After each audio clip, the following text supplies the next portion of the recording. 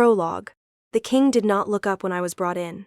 This is the detail I remember most clearly from the first minute. Not the throne room, not the guards, not the particular intimidation architecture of a palace designed to make visitors feel small. The king did not look up. He was reading a military dispatch at his desk. A working desk, not a throne, positioned in a study adjacent to the formal reception hall because Alpha King Corvin Ashbourne did not receive petitioners from a throne. He received them from a desk covered in intelligence reports, surrounded by maps, in a room that communicated function rather than ceremony. The room said, "I am busy. Whatever you want, say it quickly. I have a territory to run." Commander Ines Valdez escorted me in. I was still wearing the field clothes I had been wearing for 3 weeks. Stained, travel-worn, smelling of antiseptic and the particular exhaustion that accumulates on a person who has been performing emergency medicine in a border conflict zone, without adequate supplies, sufficient sleep, or the basic acknowledgement that the work they are doing is being noticed by anyone with the authority to provide support. I had been noticed now. Not for the reasons I might have preferred. A formal commendation, a supply delivery, a single additional medic sent to a field hospital that was operating with 1 healer and 67 wounded soldiers. I had been noticed because I had done something that the military command structure considered extraordinary enough to bring to the king's attention. I had saved 43 lives in 11 days during the Thornwall border engagement, with no military authorization, no government resources, and no affiliation with any branch of the Ashbourne military. I was a civilian who had wandered into a war and started healing people. The military did not know what to do with me, so they brought me to the king. "Give her whatever she asks and get her out," Corvin said without looking up from his dispatch. The words were delivered to Valdez, not to me. Spoken over my head in the particular register of a man conducting multiple operations simultaneously, and allocating approximately 3% of his attention to the human being standing in his study. The instruction was transactional. Identify the want, fulfill the want, remove the person. A clean exchange.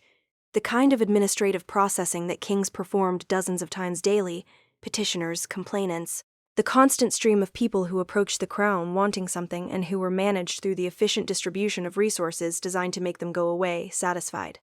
Valdez turned to me. The commander's expression held the particular diplomatic neutrality of a military professional relaying an order she personally found insufficient, but was not in a position to challenge. "Miss Vesper, the king invites you to make a request in recognition of your service during the Thornwall engagement."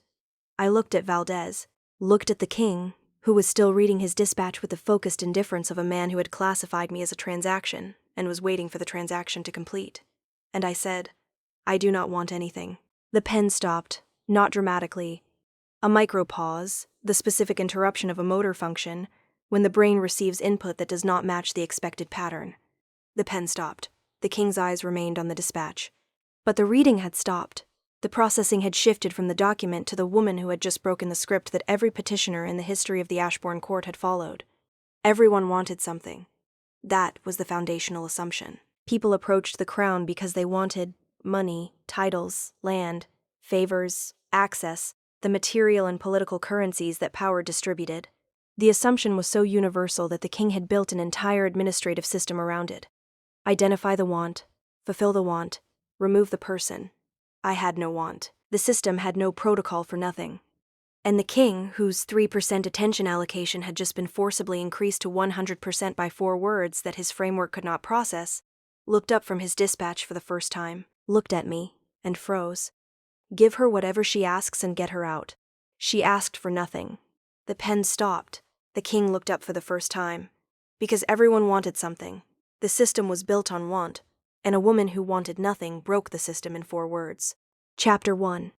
My name is Irina Vesper. I was 33. Omega, a traveling healer who had spent the last 8 years moving through the territory's underserved regions, providing medical care to communities that the Crown's healthcare system did not reach.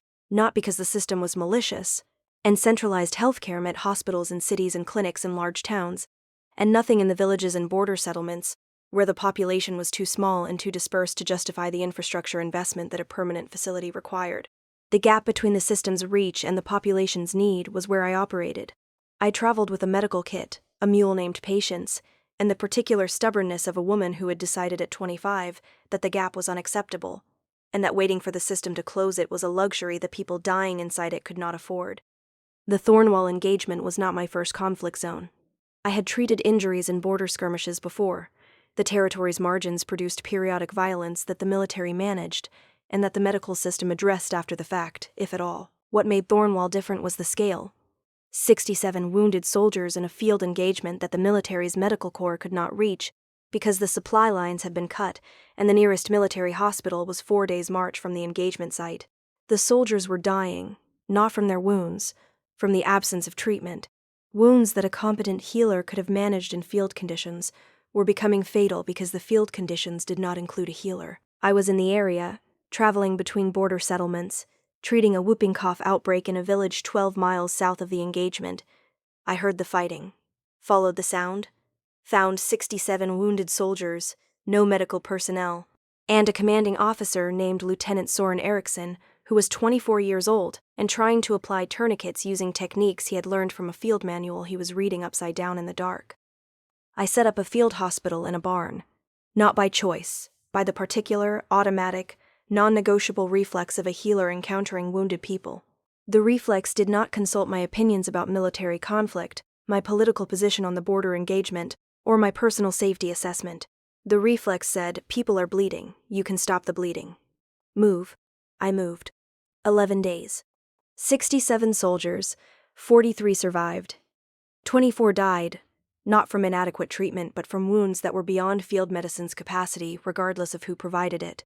The 43 who survived did so because a traveling healer with a mule named Patience happened to be treating whooping cough 12 miles away and heard the fighting and followed the sound instead of following the very reasonable instinct that said, "This is not your war.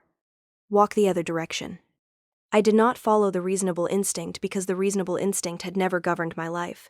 The reasonable instinct said, "Stay in a city with a permanent practice and regular income." I chose the road. The reasonable instinct said, "Treat patients who can pay." I treated patients who needed treatment. The reasonable instinct said, "Let the military handle its own wounded."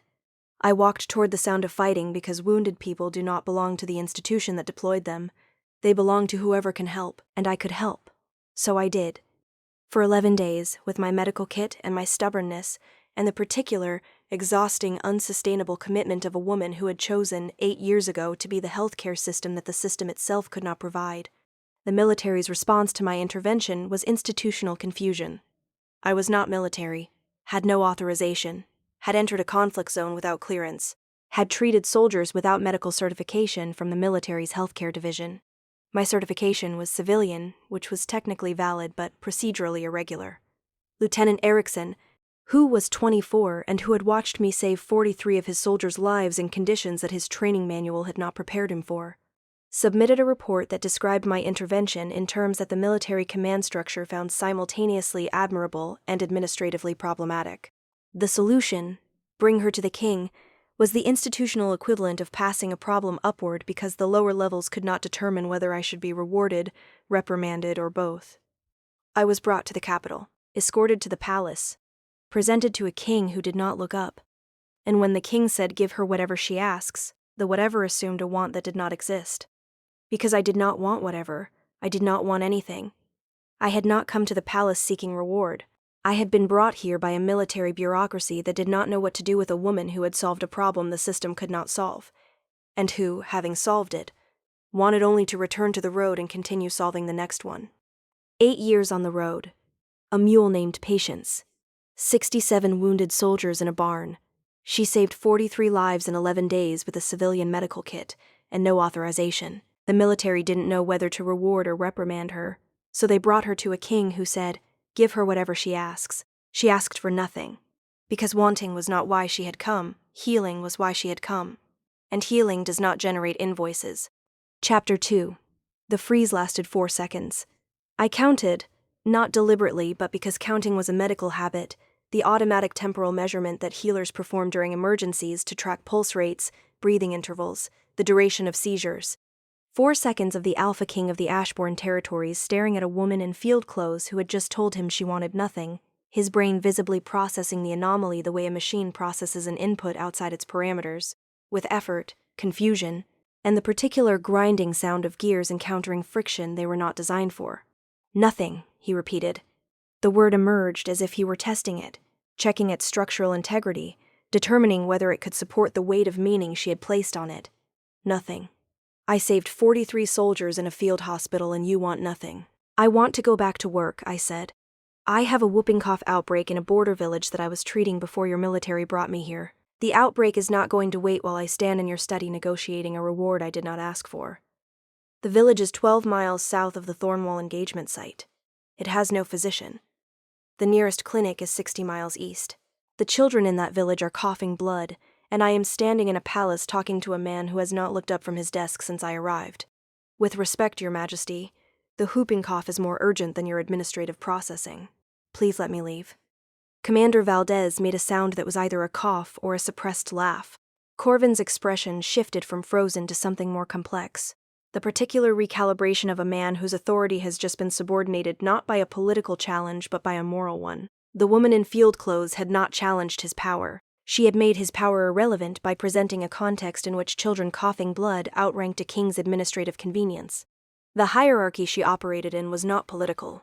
It was medical.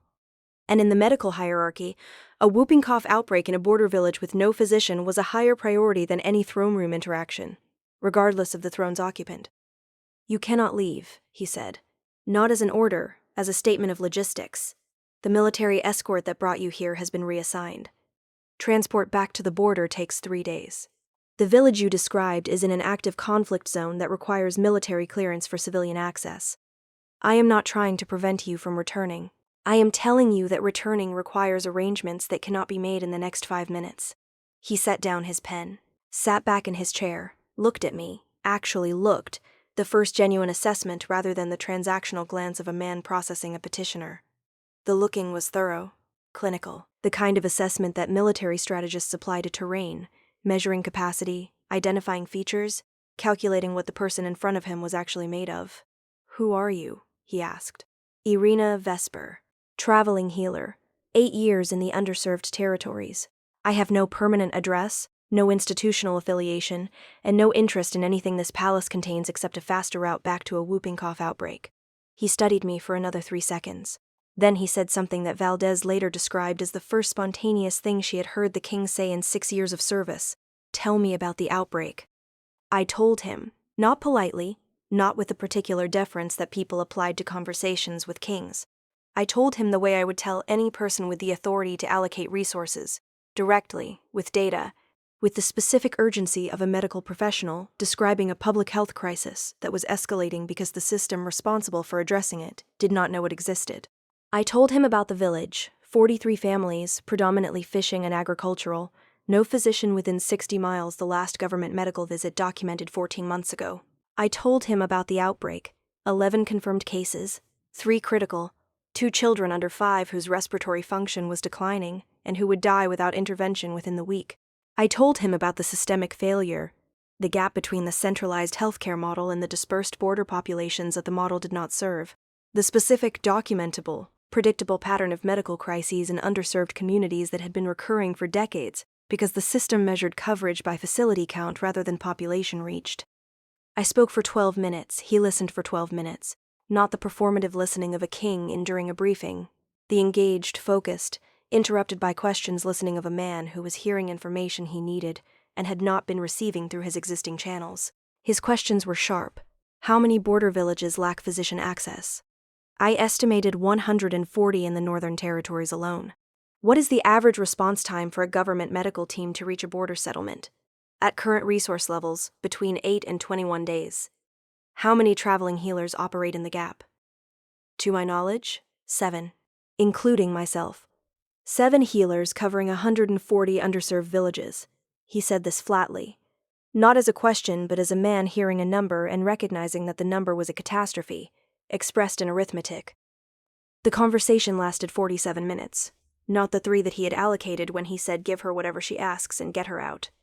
47 minutes during which the king of the Ashbourne territories received what was effectively a field briefing on the healthcare crisis in his own border territories from a woman in stained field clothes who had been brought to his study as an administrative problem, and who had, in less than an hour, restructured his understanding of a systemic failure he had not known existed. He did not offer me a reward at the end of the conversation.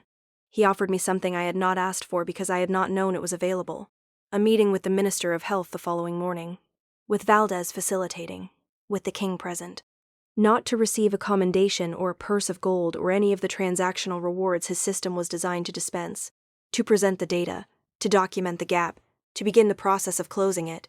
I did not ask for this, I said. No, he agreed. You asked for nothing, and the nothing told me more about the state of my territory than anything anyone has told me from this desk in 6 years. Because nothing is what you ask when the system you operate in is so broken that the person fixing it has stopped believing the system can be fixed. You did not ask for help because you have spent 8 years learning that help does not come. He looked at me with an expression I have not seen during the 47-minute conversation. Something beyond the strategic assessment, beyond the engaged listening. Something personal. I would like to change what you have learned, he said. Will you stay long enough to let me try? 47 minutes. Not the 3 he had allocated. She briefed him on a healthcare catastrophe in his own territory. 7 healers for 140 underserved villages. He did not offer a reward. He offered a meeting with the Minister of Health. She said, I did not ask for this. He said, your nothing told me more than 6 years at this desk. Because nothing is what you ask when you have stopped believing help comes. Chapter 3. I stayed. Not because a king asked. Because the meeting with the Minister of Health was the first time in 8 years that someone with institutional authority had sat across from me and said, show me the gap. The minister. A careful bureaucrat named Lord Aldrich Pemberton, who had been managing the healthcare system through centralized metrics that made urban coverage look comprehensive and that rendered border populations statistically invisible, listened to my presentation with the particular discomfort of a man hearing data that contradicted his reports. His report said healthcare coverage was 91%. My data said coverage in the border regions was 17%. The discrepancy was not mathematical. It was definitional. His system measured coverage as population within 60 miles of a registered facility. My experience measured coverage as population that could actually reach a physician when they needed one. The 2 measurements produced different numbers because they were measuring different things, and the different things were the difference between a system that looked functional on paper and a population that was dying in the gaps between the paper's lines. Corvin attended every meeting, not as a figurehead, as a participant. He asked questions that revealed a mind accustomed to analyzing military intelligence, now applied to healthcare logistics. He identified parallels between the medical gap and the military supply chain vulnerabilities that had contributed to the Thornwall engagement's medical crisis. The same structural weakness, manifested in different systems, producing the same outcome. People without access to the resources they needed, because the resources were concentrated in locations that did not serve the people who needed them most.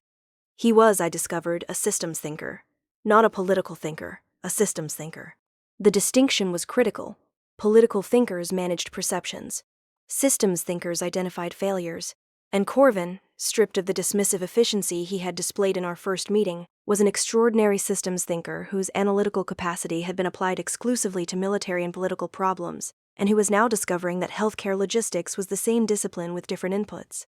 The healthcare reform took shape over 3 months of meetings, field data collection, and the particular, unsexy, administratively intensive work of redesigning a system that served urban populations well, and border populations not at all. The Border Health Initiative, the program that emerged, established a network of traveling healers supported by mobile supply depots, funded through a reallocation of military medical resources that had been redundantly concentrated in garrison hospitals where the soldier population did not require them.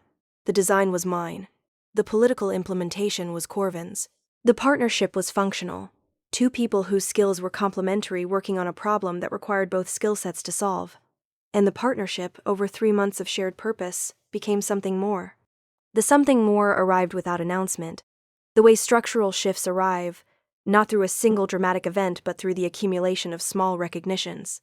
I recognized that the king who had dismissed me with "give her whatever she asks" was not the same man who sat through 3-hour healthcare meetings asking questions about supply chain logistics in border villages. The dismissive king was a performance, the particular efficiency armor that powerful men wear to process the endless stream of people wanting things.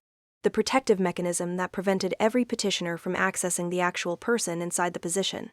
The actual person, the systems thinker, the man who drew supply chain diagrams on the margins of meeting agendas, the king who had quietly arranged for a military medical team to be dispatched to the Whooping Cough village within 48 hours of our first conversation, without telling me he had done it, was not dismissive. He was overwhelmed. The performance of dismissal was the management of overwhelm, and the nothing I had asked for, the absence of a want in a world that demanded his constant dispensation of things, had been, For him, like a room suddenly going quiet, the silence had allowed him to hear something other than requests. It had allowed him to hear the person making none. He told me about the quiet on a Thursday evening after a particularly dense meeting about pharmaceutical supply routes. We were in his study, the same study where he had not looked up, where the give her whatever she asks had been delivered to the air above my head. The study had changed, not physically, functionally. It was now a shared workspace. My field data maps occupied the wall beside his military intelligence maps. My medical supply calculations sat on his desk beside his governance correspondence. The room that had been his alone was now ours, in the specific professional sense that a shared project makes a space shared. "You asked for nothing," he said, looking at the maps, and the nothing was the first silence in this room in 6 years. I looked at him. The king, who had been a dispatch-reading silhouette 3 months ago, was now a person I knew. His analytical patterns, his blind spots, his particular habit of drawing diagrams when he was thinking, his specific discomfort with being thanked, the way his voice changed when he was discussing something he actually cared about versus something he was performing attention toward. The change was not subtle. It was the difference between a room with walls and a room without them. "Every person who comes through that door wants something," he continued. "Every single one. For 6 years. They want funding, appointments, access, decisions. They want me to solve problems that my position can solve, and the solving is my function, and the function is the only reason they are in the room." He looked at me. "You walked in wanting to leave, wanting to return to a whooping cough outbreak, wanting nothing from me except the absence of my interference with the work you were already doing, and the wanting nothing was so disorienting that He paused. "I forgot how to process a person who was in my room for a reason that had nothing to do with me. You were not here for the king. You were here because a military bureaucracy did not know where else to put you. And the accident of your presence, the nothing you brought, has produced the most significant policy reform of my reign." He sat back. The nothing changed everything. 3 months of shared work. The dismissive king was armor, the management of overwhelm from a world that never stopped wanting. Her nothing was the first silence in his room in 6 years. He said, "Every person who comes through that door wants something. You wanted to leave. And the accident of your presence produced the most significant policy reform of my reign." The nothing changed everything. And I had not thought about love in approximately 8 years because love requires the specific conditions that traveling healers do not possess: a permanent address, a predictable schedule, the particular stationarity that allows 2 people to build something together, rather than one person building alone while the other watches from a departing road. I had not been stationary since I was 25. My life was the road, the mule, the medical kit, the next village. The life was complete, not in the way that people use complete to mean fulfilled, in the way that a circle is complete, closed, self-sustaining, not requiring external input to function. The completeness was protection. A circle has no opening for anyone to enter. Corvin entered anyway, not through a dramatic gesture or a romantic declaration, through the persistent, quiet, systems thinker's approach of a man identifying an opening that the circle's designer had not accounted for: the work. I could keep Corvin out of my personal life because I did not have one. I could not keep him out of the work because the work was the one space where my circle had always been open to patients, to communities, to anyone whose need intersected with my capacity to help. Corvin entered through the work, through 3-hour meetings where he drew supply chain diagrams, through the dispatch he sent on day 2, arranging the military medical team for the whooping cough village, a dispatch I did not learn about until week 3, because he had not told me, because telling me would have been performing generosity and he was not performing. He was governing, and governing, when applied to a healthcare crisis that was killing border children, looked exactly like the love that I was not intending to feel. The love arrived not as a feeling, but as a recognition. I recognized that the man who had said, "Give her whatever she asks and get her out," was a man who had been drowning in a room full of people wanting things, and whose dismissal was not cruelty but survival, the survival of a person whose capacity for genuine engagement had been consumed by the transactional demands of every human interaction he experienced. I recognized that the systems thinker who drew diagrams on meeting margins was the actual person, the one who existed underneath the king, the way water exists under ice, present, moving, alive, but covered by a surface that the world saw instead. I recognized that his attention to the healthcare reform, the meetings, the questions, the resource allocations he pushed through a reluctant bureaucracy, was not political. It was personal. He cared, not about the political optics of healthcare reform, about the children coughing blood in border villages that his system had not reached. He cared the way I cared, specifically about the specific people in a specific gap. And caring specifically, in a world that cared abstractly, was the rarest thing I had ever encountered in a person with power. He told me he loved me on a Thursday. We were in the study, always the study, the room where the nothing had happened and where the everything was being built, reviewing the first quarterly report from the Border Health Initiative. The numbers were good. 17 new traveling healers deployed, 43 mobile supply depots established, medical response times in the border regions reduced from an average of 14 days to an average of 3. The numbers represented lives. Not abstractly, specifically. Children who would receive treatment for whooping cough before the cough became fatal. Soldiers who would be treated in the field rather than dying waiting for evacuation. Villages that would see a physician for the first time in years because the system had been redesigned to reach them rather than waiting for them to reach the system. I was reading the numbers when he said it. I love you. I looked up from the report. The king was looking at me with the specific, unguarded expression that I had learned to recognize as Corvin without the armor. The man under the ice, surfacing. You are saying this during a quarterly review, I observed. I am saying this during the moment I realize that the numbers on that page represent the thing I value most about you, he said. You walked into this room wanting nothing. And the nothing, the absolute, categorical absence of personal want, made me see something I had not seen in 6 years of receiving people who wanted things. It made me see that the person standing in front of me was not here for what I could give. She was here for what she could do. And the doing, the healing, the traveling, the 8 years of closing a gap that my system created, was the most honest thing I had encountered since I took this office. I love you because you wanted nothing from me and gave me the most important thing anyone has given me since I became king. The knowledge that my territory was failing people I did not know existed. You showed me the gap, and the gap changed how I govern, and the change changed who I am, and the person I have become, the person who draws supply chain diagrams and dispatches military medical teams and stays in healthcare meetings until midnight, that person loves the woman who asked for nothing and meant it. I set down the report.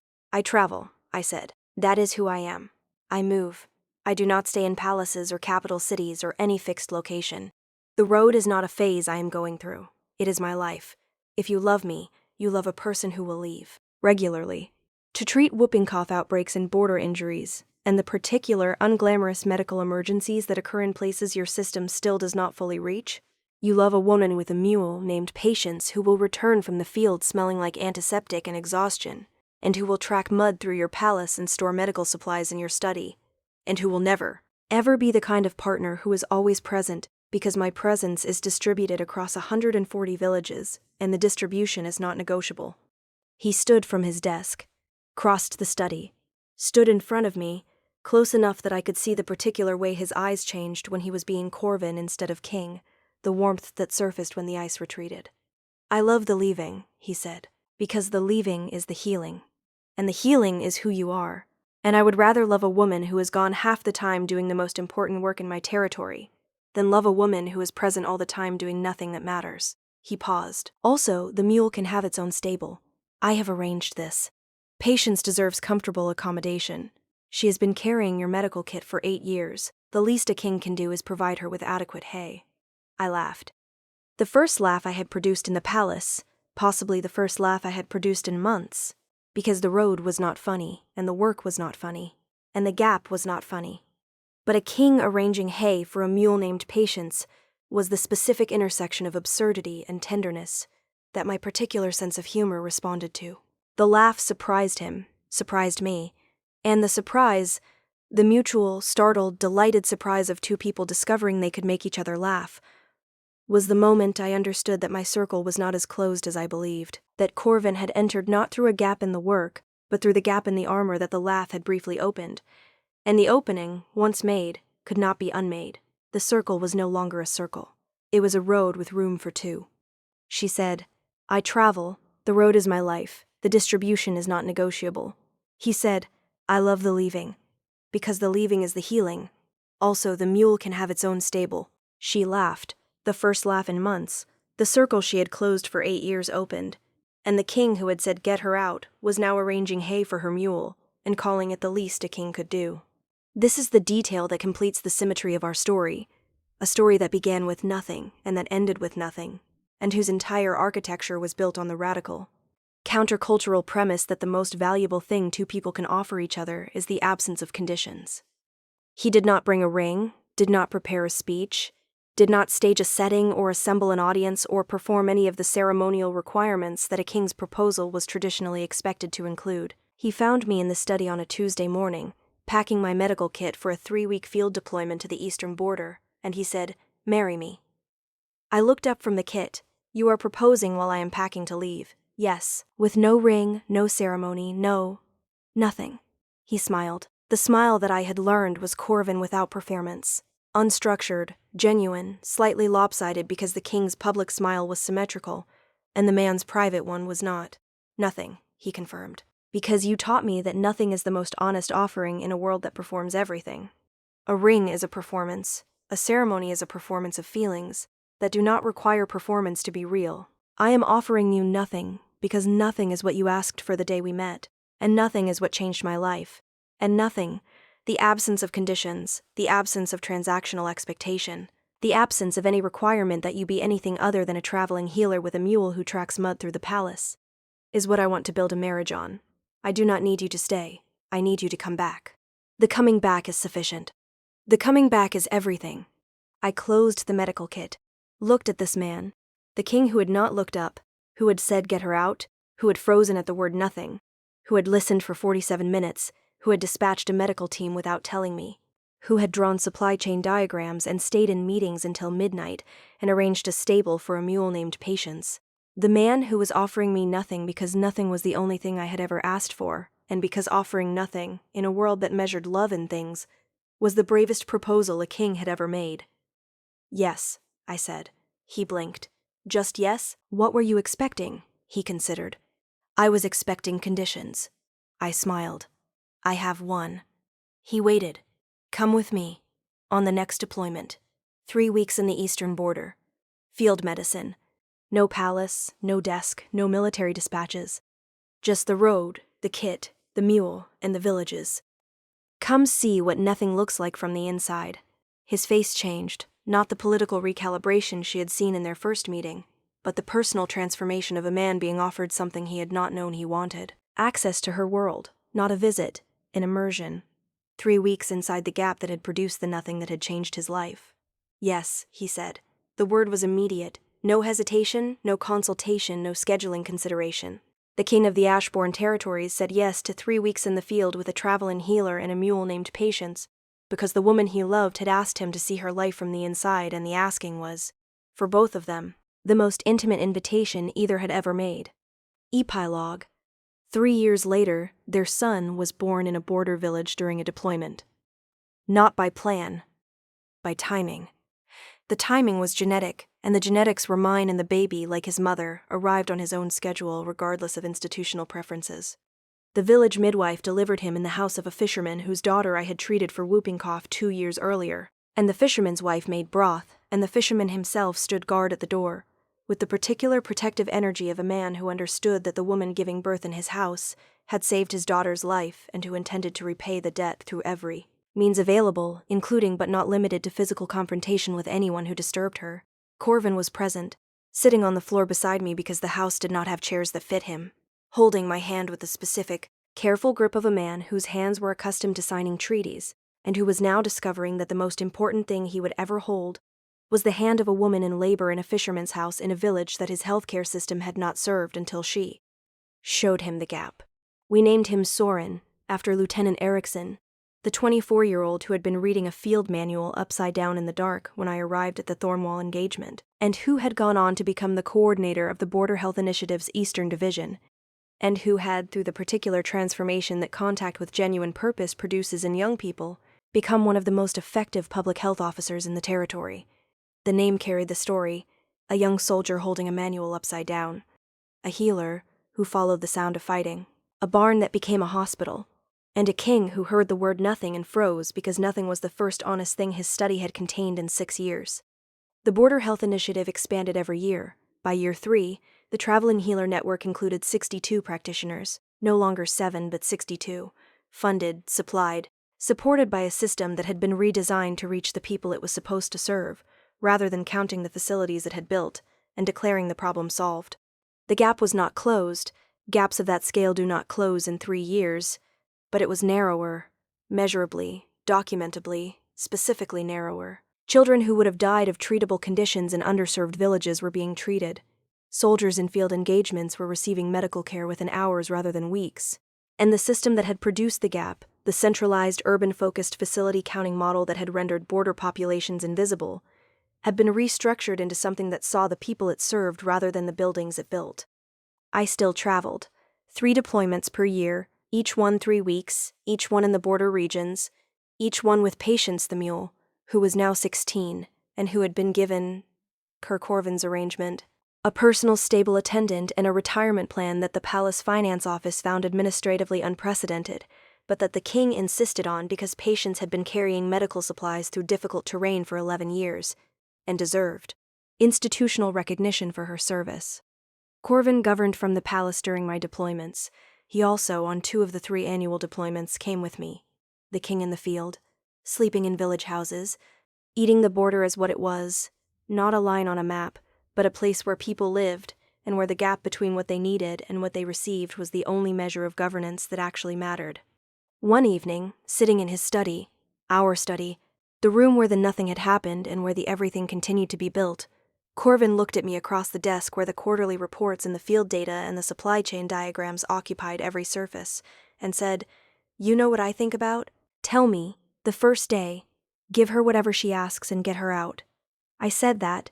To a woman who had saved 43 soldiers' lives in a barn, I said give her whatever she asks as if you were a transaction to be processed, and I was a machine dispensing resolution. He shook his head, and you said nothing. And the nothing broke the machine. I smiled. The machine needed breaking, I said. He reached across the desk, took my hand, the hand that had treated 67 soldiers, delivered a baby in a fisherman's house, packed a medical kit 1,000 times, held his through a labor that produced a son named for a lieutenant who could not read a field manual. "You asked for nothing," he said, "and I have spent 3 years trying to deserve the nothing. Because nothing, from a woman who gives everything to everyone else, is the greatest gift anyone has ever not given me. And the not giving, the absolute, categorical refusal to want anything from a king who exists to be wanted from, is what saved me. Not the healthcare reform, not the policy change. You, standing in my study in field clothes, wanting to leave, wanting nothing, wanting only to return to a whooping cough outbreak because the outbreak was more urgent than my convenience. That is who you are.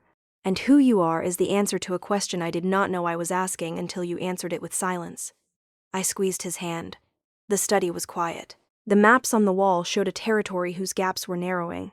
The desk held the evidence of a system being rebuilt, and the woman who had asked for nothing sat across from the king who had frozen at the nothing, and between them, in the specific, productive, world-changing space between wanting nothing and giving everything, was everything that mattered.